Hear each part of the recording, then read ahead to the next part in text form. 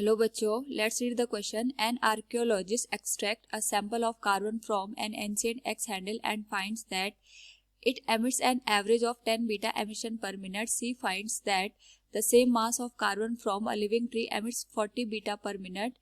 Knowing that half-life of carbon-14 is 5730 years, she concludes that the age of the X-handle is about.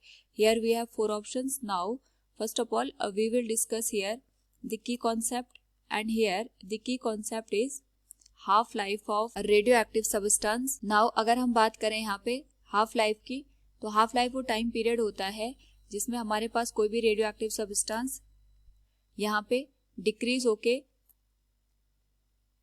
Just half रह जाता है of its initial atom और number.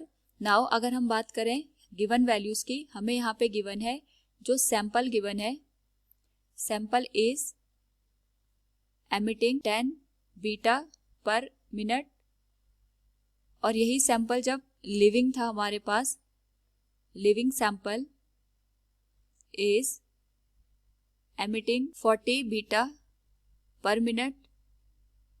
तो हम कह सकते हैं जब हमारे पास जो हैंडल है X का, it is emitting 40 beta per minute when it was living.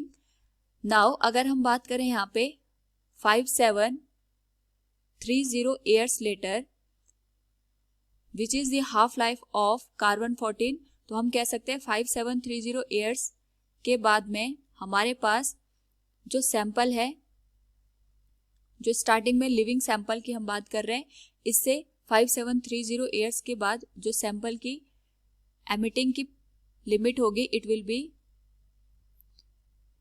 Just half of it's initial value, that is पहले 40 बीटा पर मिनट था, it will B 20 beta per minute. Now अगर हम बात करें अगेन, यहाँ पे 20 बीटा पर मिनट ये release कर रहा है.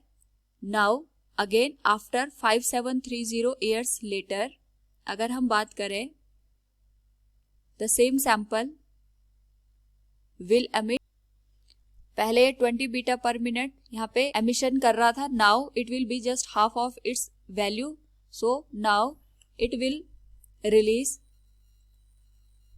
Half of 20, that will be 10 beta per minute.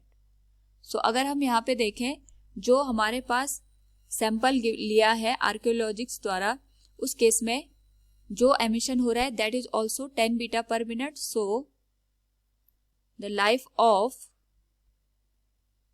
X handle will be 2 half life, और हमारे पास हाफ लाइफ गिवन है 5730 years which will be 11460 years.